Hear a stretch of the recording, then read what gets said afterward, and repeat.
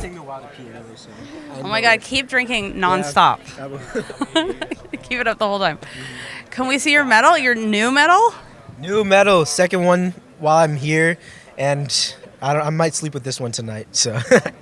Tell me about high bar. What it looked like you kind of tried to like grab under the bar to stay on it the last second. What happened? So in the qualifications, I missed my Coleman by a good amount. And under this high pressure situation, I tried to go a little too early. I ended up very close to the bar. Same result, falling off. But I mean, my coach always says finish strong.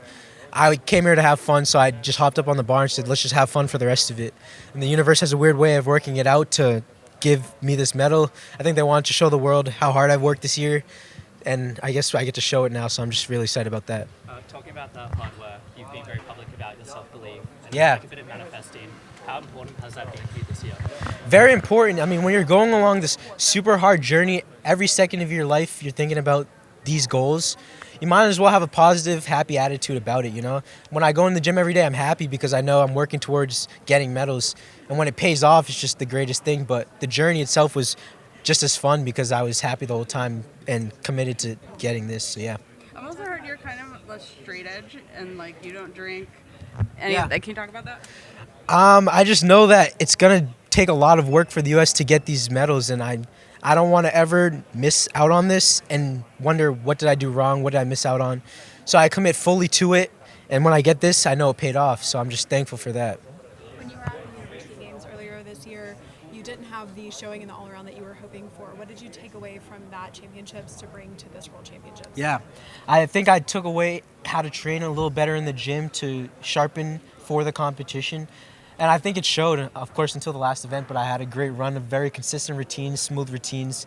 And watching the other Chinese and Japanese guys and the way they train, the way they show off in competition, I feel like I just brought that here and it was working. So, yeah. But when you fell off high bar, did you think the medal was gone? I did think the medal was gone, but I was here. My number one goal here was first stay healthy. Second goal was have fun. So I thought I was pretty healthy, so the second goal was just go up and have fun. So I just finished off the high bar routine. I probably one of the cleanest high bar finishes I've ever done, so I was happy. When the meet was over, you looked in the camera and you said, I didn't deserve this. Yeah. How did you shift your mindset from that to what we're hearing you Yeah, say now? I guess everybody was in the same situation as me of you're under high pressure, and I realized those other guys that also fell, it just showed that, I mean, they, had to deal with the same thing as me, didn't exactly do didn't perform as well, also under pressure. But I ended up the third best performer of the day, so I guess I did deserve it. So that's how I feel now. And this meet is like so many days in a row Yeah. of competing all around. Have you learned anything about endurance from this? Yeah, so my coach, I have to thank my coaches, number one at Michigan, Shao, Yuha, Jordan. They put me through some rigorous training the last 2 weeks. And in that training, I learned the most important thing wasn't be strong, have a lot of energy. It's when you're tired and you don't have a lot of energy, how do you do your sets cleanly? How do you get through it preserving energy? So today I came here, I knew I didn't have the most energy I've ever had, but I knew because of my training, I know how to perform while tired. I know how to do routines with less energy. I'm going to be fine. And that's what it showed. What was it like being up on you got to hug and show the flag with Daiki. but being on the podium with him and Ilya, what was all that like? Yeah, I think it's really fun and exciting. I've watched these guys for the last 2-3 years and their come up in the international level. Now I get to stand there right next to them, which is pretty cool. Now they're my competitors, of course. So I'm excited to come back in the future competitions and push for that gold.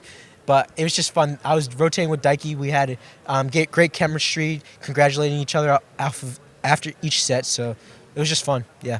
Coming into this meet, do you feel like you felt like you belonged with people like that? Yeah, I think I definitely belonged, and I'm happy that it showed now. But my coaches tell me there's one thing just being good at gymnastics, but when you're competing, it's all about who has the right sets that they can handle.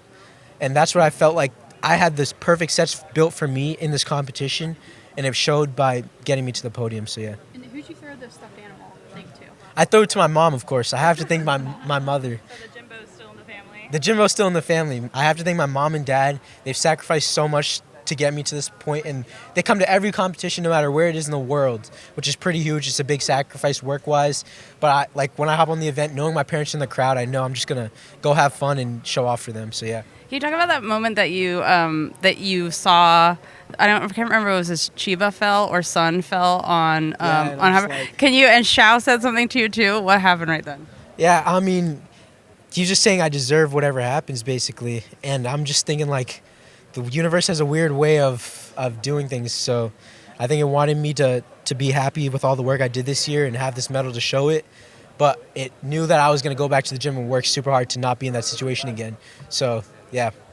You talked about having routines that were built for you, but I'm curious about your pommel horse routine because the Urzika, you had issues with it at nationals, and then here I think it's been downgraded a couple times. Is that something that you'll consider taking out of your routine, or just something that you want to workshop in the gym in the future?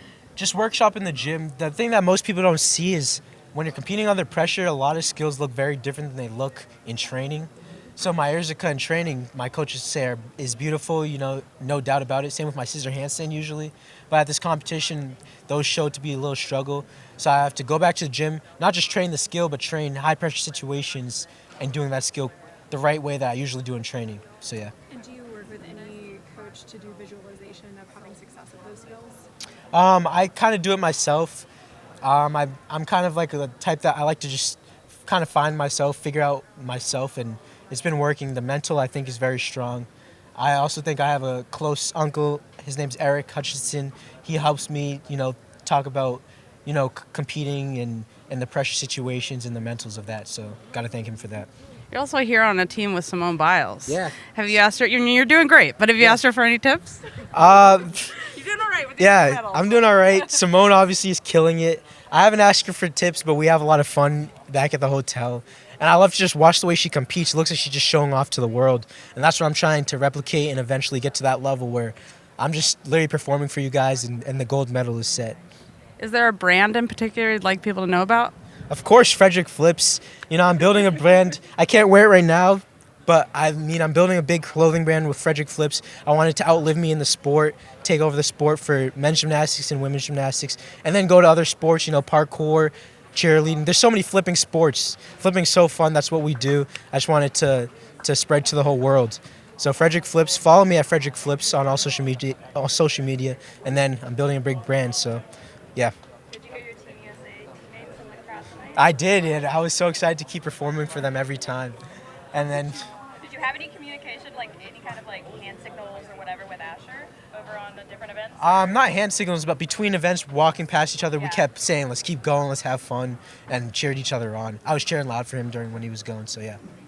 Do you feel like two medals and 2 attempts for the U.S. men? Where do you feel like the trajectory is with all you young guys? The trajectory is definitely going up. We're young. And it just shows that in the U.S., we learn quick, we push hard, and we're always going to be fighting for the #1 spot, and it's going to come. Yeah. All right, thank you guys. Thanks so much for your time. Appreciate it. Congratulations.